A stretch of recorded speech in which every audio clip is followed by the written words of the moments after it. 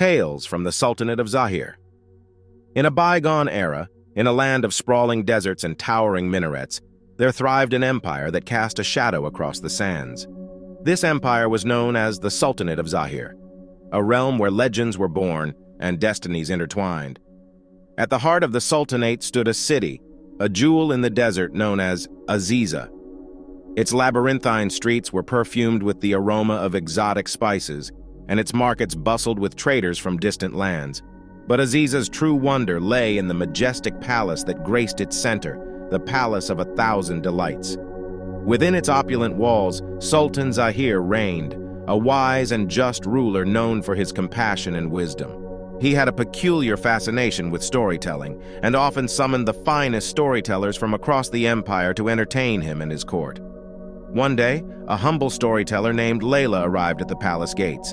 She was unlike the others, with eyes that shimmered like the stars, and a voice that held the promise of forgotten tales. Layla had heard whispers of the Sultan's love for stories, and sought an audience with him. As Layla began to weave her tale, the entire court fell under her spell. She spoke of faraway lands and mythical creatures, of love and loss, and of heroes who defied fate. Her words painted vivid images in the minds of her listeners, and they hung on her every syllable. Sultan Zahir was entranced by Layla's storytelling prowess. He marveled at how she brought words to life, making them dance like dervishes in a sandstorm. After her tale ended, he summoned her to his side and asked, "Tell me, Layla, what is your greatest wish?" Layla, her heart pounding, replied, "My Sultan, my greatest wish is to continue telling stories, to share the wonders of the world with your gracious court." Sultan Zahir smiled, captivated not only by Layla's storytelling but also by her humility.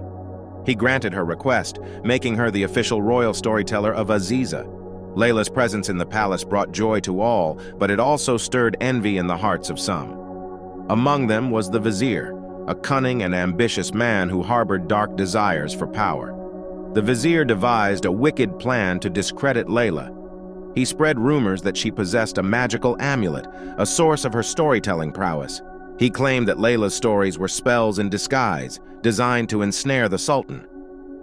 Sultan Zahir, torn between his trust in Layla and the doubts sown by the vizier, summoned her to the palace gardens one evening. With tears in her eyes, Layla removed the amulet she wore, a simple trinket passed down through generations of her family, and placed it in the Sultan's hand. "Sire," she said, "my stories come from the depths of my heart and the experiences of my life. I bear no magic but the magic of storytelling itself." The Sultan, touched by Layla's sincerity, knew he had been deceived by the vizier's treachery. He banished the vizier from the Sultanate and declared Layla's innocence to the entire court. With the truth revealed, Layla continued to enchant the Sultan and his subjects with her tales, each one more wondrous than the last. The Palace of 1,000 Delights echoed with laughter and wonder once more, and Aziza flourished under Sultan Zahir's wise rule. And so, in the Sultanate of Zahir, the power of storytelling triumphed over deceit, and Layla's stories became the stuff of legends. In the quiet nights of Aziza, her words drifted through the city like a gentle breeze, carrying with them the magic of tales untold and the enduring spirit of a bygone empire.